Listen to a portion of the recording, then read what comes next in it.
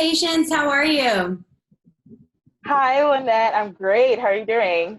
I'm doing well. Well, this week's Teacher Story Tuesday, I just kind of want to introduce you. This is a fascinating, she's a vlogger who has pretty much taught English in various different countries. And currently, she is in Indonesia. And she's going to kind of tell us the experience and the process. And please visit her YouTube channel. It is, I mean, one of the things that really captivated me and why I wanted to do this collaboration with you is that you're just such a beam of light.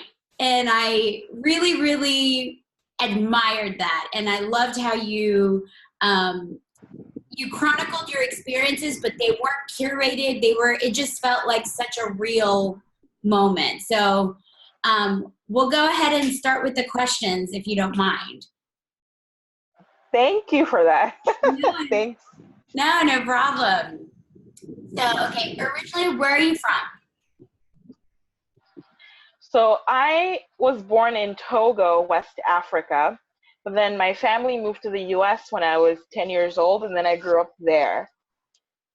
Okay. Um, How was that living in that environment, like going from Togo to the US? it was a big change for me. Growing up in Togo is such a different life, different environment, different language. I had to learn English. Funny enough, I teach English now, but I had to learn it too, actually.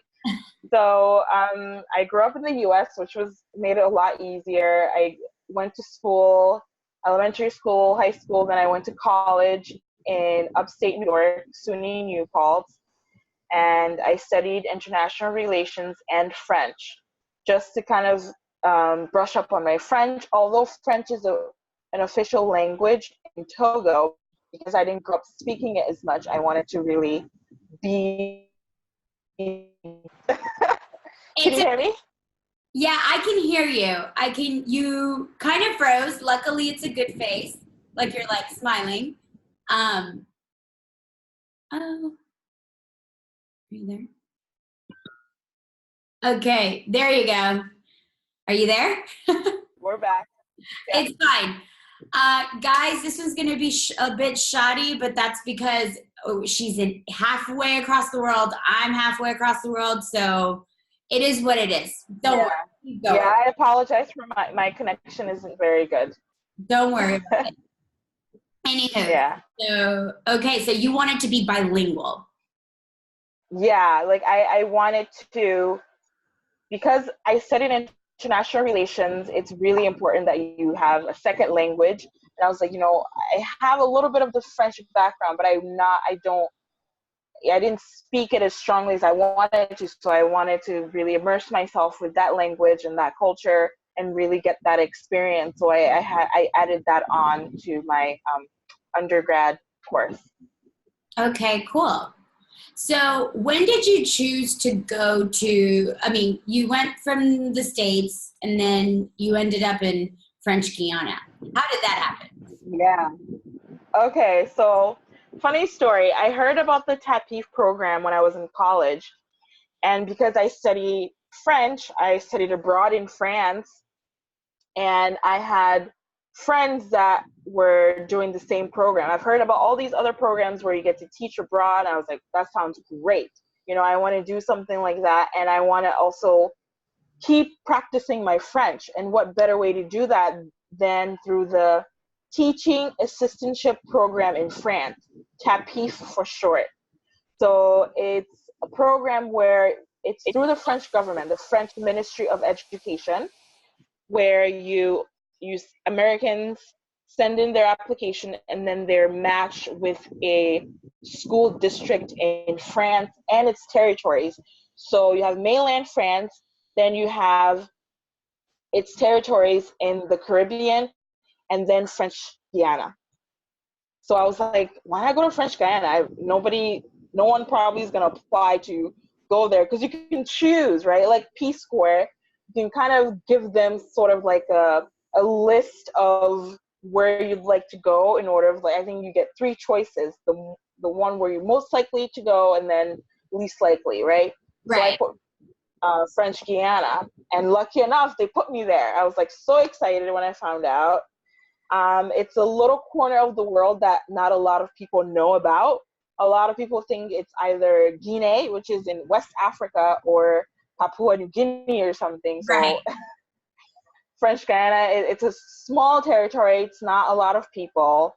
So it was amazing. It was an amazing experience. What did you love the most about being there? Um, I think the part that I liked the most was being on my own. Funny enough, because up until then I hadn't really lived abroad for that long. When I studied abroad, having a student exchange program and then going and working abroad, or I think it's slightly different. So just having that experience on my own, going by myself, not knowing anyone beforehand, just kind of getting on a flight and going somewhere where I've never been. I don't know the people, but I'm here to do this program. Yeah. And it was really scary because I'm like, wow, like I have to grow up now. I have to kind of like do this on my own. So, Right. yeah. What were your goals while you were there? Like, for example, what was the thing that you wanted to gain? So I wanted to travel. I've never been to South America before. And French Guiana is like the only territory or only country on the continent of South America that is not independent. Right. And so I wanted to travel. Brazil is right next door. You have Suriname and all the other countries. And I was like, I would love to go to South America. And so why not? Right. What did your family think about that? At first, my family was like, oh, okay. Like, they didn't expect it. They're like, teaching abroad for a whole year?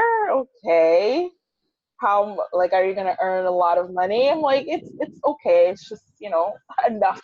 But like, then why are you doing that? But um, they were a little surprised at first, but they were supportive at the end. They let me go. Right.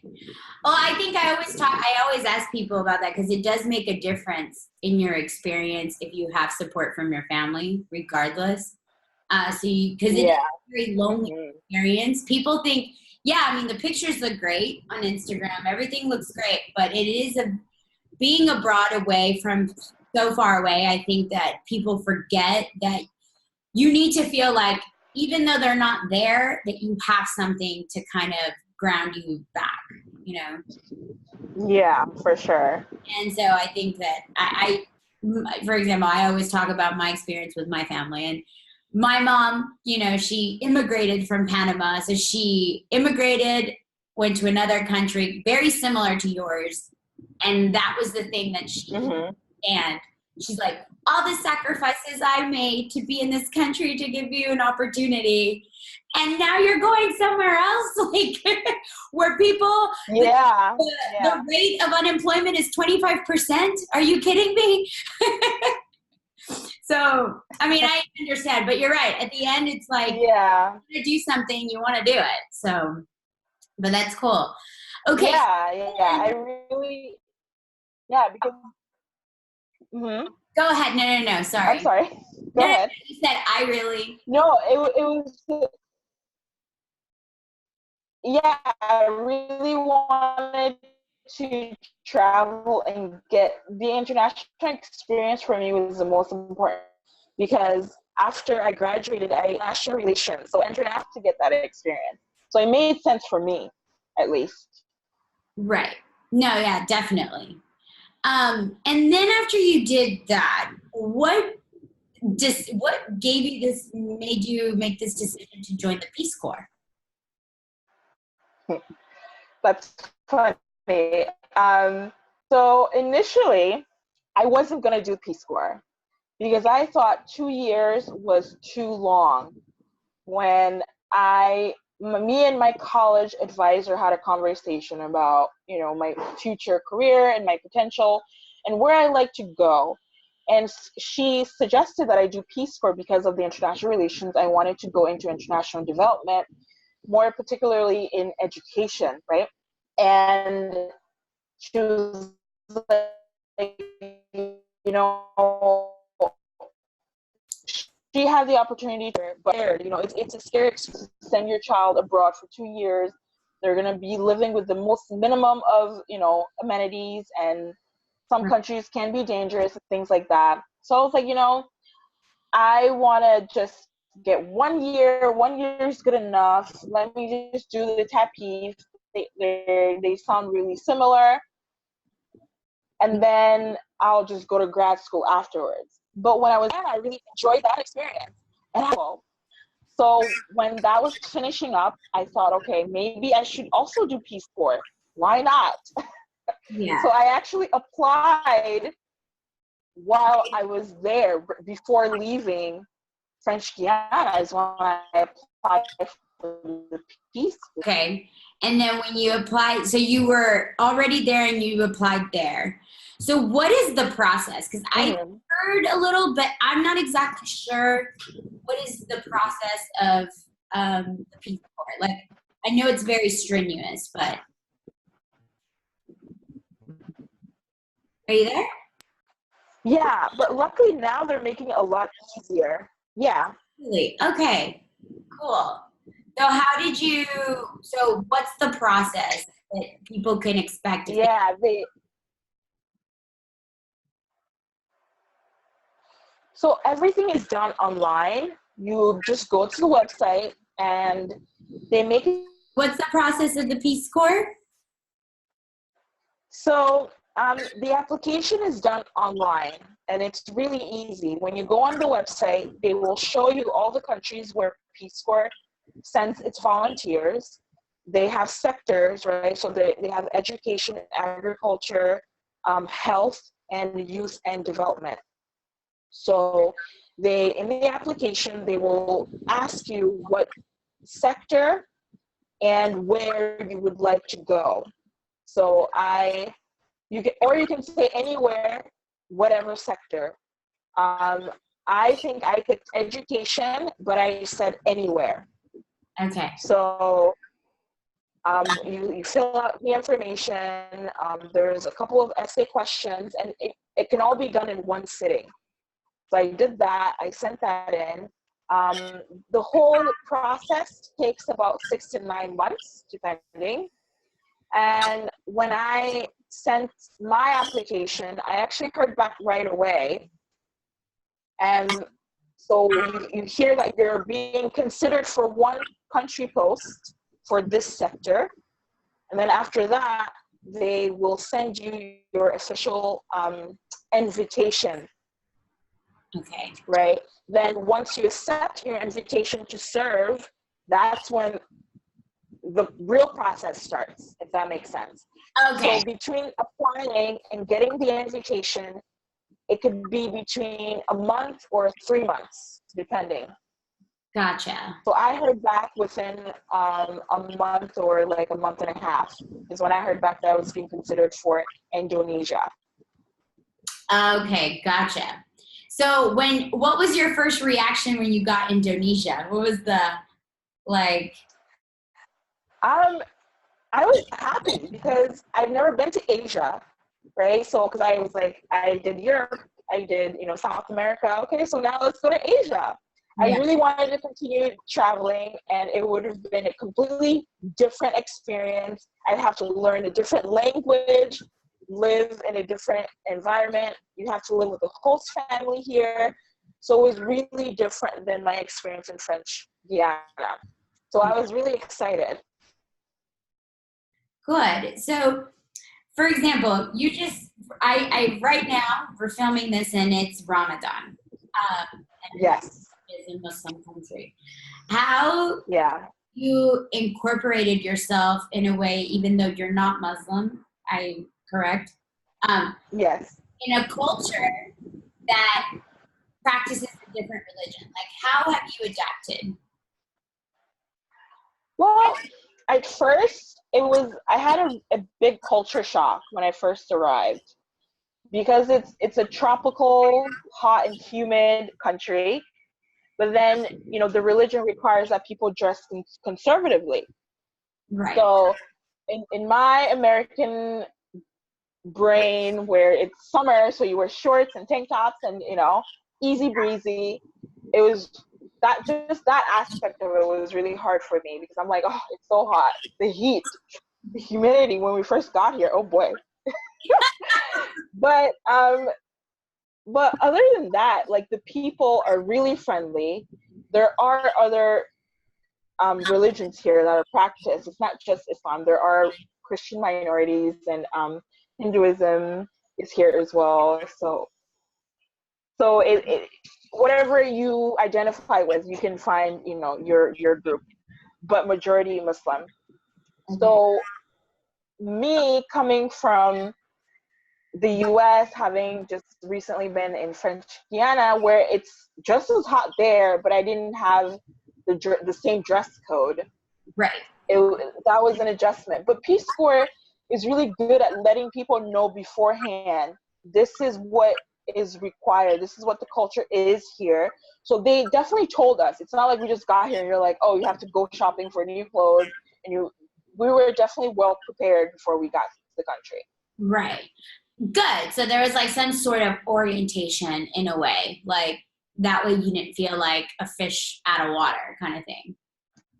Except for the language, because I couldn't communicate. So yeah, I had zero language abilities when I got here. So that was harder than anything else. Yeah. Language seems to be the thing. It's what it seems every time I have a conversation with someone. It's like the language aspect is the always communication. Well, and then what about when you were in French Guiana, like how did you feel there? Because you just talked about like trying to kind of find your group or your niche in Indonesia. But how was it in Guyana?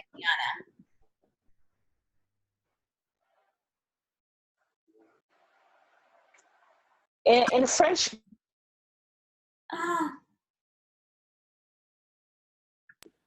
Okay, so we had a little bit technical difficulties, but how did you immerse yourself in Indonesian culture and French key? Like, how did you feel like that you were kind of becoming a part of this society? Okay. In French Guiana, I had a really unique experience where I also lived with a host family as well for like a brief period of time. I think just with my job and living with people and interacting with them, that was how I was able to integrate within that culture and community. Participating in activities, I was going out a lot and doing things to feel a part of that culture. A big thing in French Guiana was Carnival. And they get dressed up and they have a masquerade ball. And so I did that. I did the whole thing as if, I was a French Guyanese woman, and that's how they do it every year. It's such a big part of that culture, and I participated in that. And that was amazing. Okay. In Indonesia, again, the same thing. I was learning the language. I was eating the food. I was living with the people. So already, you're forced to integrate. You're forced to really live in the community and learn from that. That's Peace Corps is really big on that. That's the thing that separates Peace Corps from the other programs, is that you're really a part of the community. Yeah, definitely. So I was going to ask you, after teaching abroad, did you find yourself getting more opportunities, like, or people seeking you out?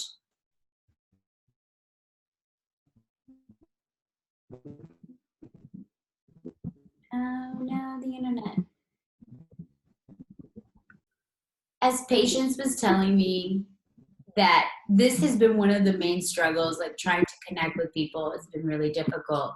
So you guys you're gonna have to bear with us. All right, so we were talking about how that the Peace Corps does prepare you for what you're about to see. And I was Yes. you in regards to the doors that were opening up for you. Have you gotten any job offers or things like that? Yeah, I've gotten a couple surprisingly through LinkedIn. I usually get contacted to do teaching jobs a lot, like in China or like in other Asian countries. But unfortunately, I have to turn them down because I plan on going back to school in the US after this. Oh, But yeah, the opportunities definitely are there. okay. So it's not like after you're done being abroad, you're not like a marketable person.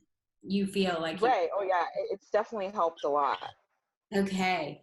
So I was just gonna ask you, do you have like a quote or a word that you live by? I don't have a quote per se, but I like to just think of just get it done, right? Um, a lot of times people think that they can't do something or they can't travel, they can't, it may be that they want to do, like people think that it's amazing that I'm able to do this, anybody else. So I'm just like, just do it. Just think about it, just do it. Right. I agree with that. That's definitely, you kind of have to be that way. And what kind of Hmm. advice would you give people that want to either join the Peace Corps or do TAPIs? Like what are little tidbits that you can give, little nuggets of wisdom? I would, anyone that asks me whether or not they should do it, I say yes, you should do it, but you should do it for the right reasons. You should do it because you want to do it, not because it looks cool or you think it's super fun, or you're going to be on vacation for the next 2 years, because it's definitely very challenging at times. And of course, I only put the positive things out there because that's what I want people to see, obviously. But it can be very lonely. The distance kills because you're so far away from everything that you know, all your family and friends, all the comforts that you are accustomed to in your own home and country. You're not going to have that, so you have to find it elsewhere, and that can be really challenging. So do it for the right reasons. Traveling is different than living abroad. If you want to travel and visit a place for a couple of weeks, yeah, do that. But like living in a different culture, being respectful of that culture and learning from it, that's different. Correct. I love that. No, that's a good way to end. So I like to I want to start this thing with the people that I'm interviewing. I'm going to give you two things and you just have to choose one out of the two. Okay. Ready?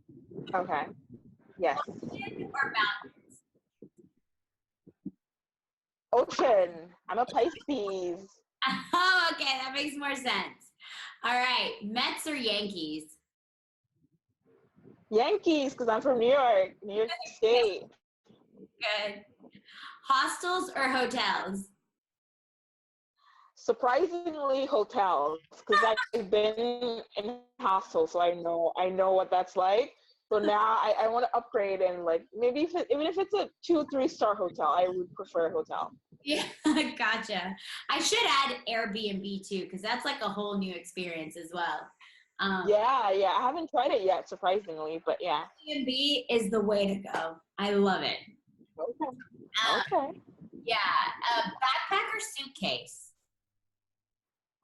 Mm, backpack. It's a lot easier to carry around. Okay. And two of my favorite things, but hard to have and hard to keep. Love or patience when you're doing this, when you're traveling abroad. Both. You're gonna need both. Um, you're gonna need to love what you do. You have to be patient because there are different dynamics within different cultures. So, for example, my dynamic in French Guiana in the classroom and the expectations were different than here, where it's more laid back and the students aren't like it's not as strict. So in French Guiana, I found out it was slightly more strict if I were to compare the two. So Wow, yeah, you definitely need not both. expected that. Hmm. Oh, interesting. Okay. Yeah. Well, I hope I can link some of your information down below. I definitely think that people should check out her vlog because she has amazing vlog stories, even like her sister's wedding and like all the traditions. Oh, I saw that one. I loved it. And we're going to be doing also thank you. together, so watch out for that. Would it be okay if I link like your information if people have questions or something like that below? Please do. No worries. I want people to ask any questions. Well, and I hope that someday I can like actually meet you in person because I've just kind of been connecting with people in like the most random ways. But I hope that one day maybe meet halfway or something. Yeah, this is really amazing. Thank you so much for having me. I think your blog and your experiences is really amazing. We need more stuff like this. Oh, I appreciate it so much. I hope that it helps others. That's really my main focus on it, is to help others. Mhm. It was Yeah. lovely to talk to you. And I started, Great talking to you too. but hell, the struggle is No, I'm sorry. I apologize. no. The struggle is real. It is what it is. Like people need to see there's Yeah. that when we have Right. Yeah. Wi-Fi, ooh, Mhm. it's like the golden. Yes. Yeah. Yeah. Don't ever take anything for granted. That's for sure. That's one thing. I'm so much more appreciative of everything that I have now. Yeah, I think that's the most beautiful part of the experience. But anyways, well, we give kisses here at Hmm. Spain, so see you later, and hopefully we can still stay connected. Okay. Thank you. Bye.